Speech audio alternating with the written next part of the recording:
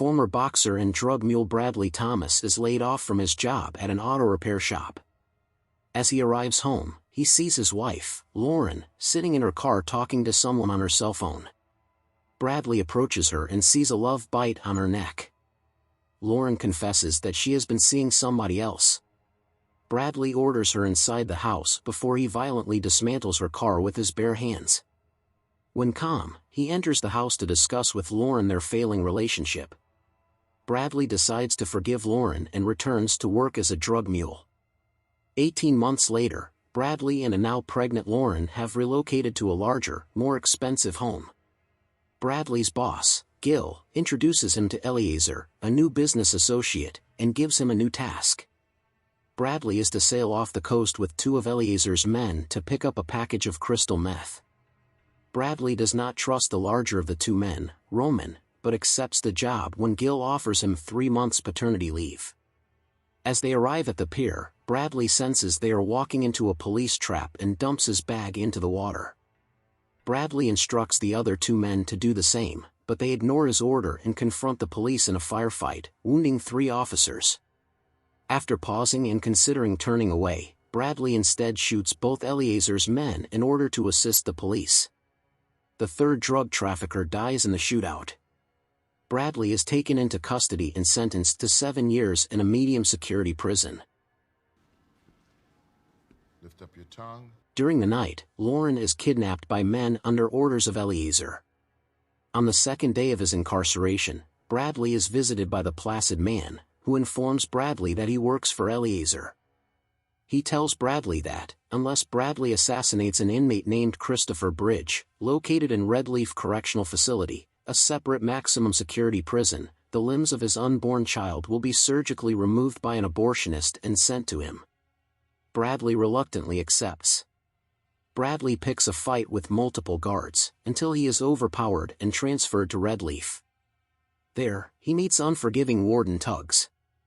Bradley is put into a horrible cell, where the toilet is clogged with feces. Eventually, he is able to go outside for yard time.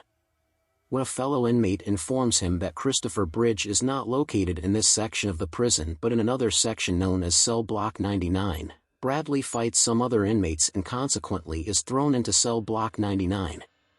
Warden Tuggs explains that Cell Block 99 is where he devises special punishments for society's most despised criminals. Bradley is forced to wear a stun belt that gives him electric shocks at a push of a button, as a punishment for the fight. His cell in Block 99 is lined with broken glass and only contains a crude squat toilet hole. Bradley speaks to a man in an adjacent cell, who informs him that Christopher Bridge does not exist at all. During the night, a young brutal guard named Wilson escorts Bradley to another, larger cell in Block 99, where Eliezer, Roman, and 2 other gangsters are located. The gang torture Bradley with the electric belt, and taunt him by threatening to call the abortionist. He is beaten and shocked so badly that he needs to be dragged back to the cell unconscious. Bradley devises a plan and tears the lining out of his shoes. He places the rubber between his body and the belt to prevent the shocks. This enables him to ambush Wilson and another guard, resulting in him killing Wilson. Bradley locks the second guard inside a cell. Bradley confronts Eliezer and brutally kills all 3 henchmen in hand-to-hand combat. During the brawl, Eliezer calls the Placid Man and instructs him to activate the abortionist. Bradley first tortures Eliezer by breaking his leg, then calls the Placid Man to negotiate for Lauren's freedom. It is agreed that the Placid Man will deliver Lauren to Gil's house. Bradley drags Eliezer into his own cell, across the broken glass, to await confirmation of Lauren's freedom. Warden Tuggs and his men arrive at Block 99, but Bradley threatens to kill his 2 hostages.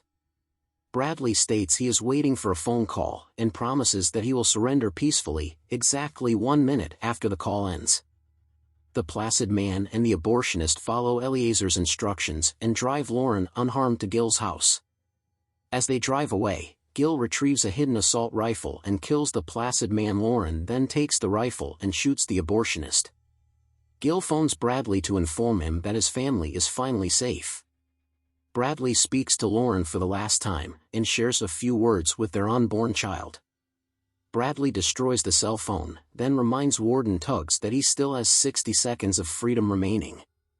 Bradley shoves Eleazar's face into the squat hole and stomps several times on his neck, decapitating Eleazar and leaving the head at the bottom of the toilet.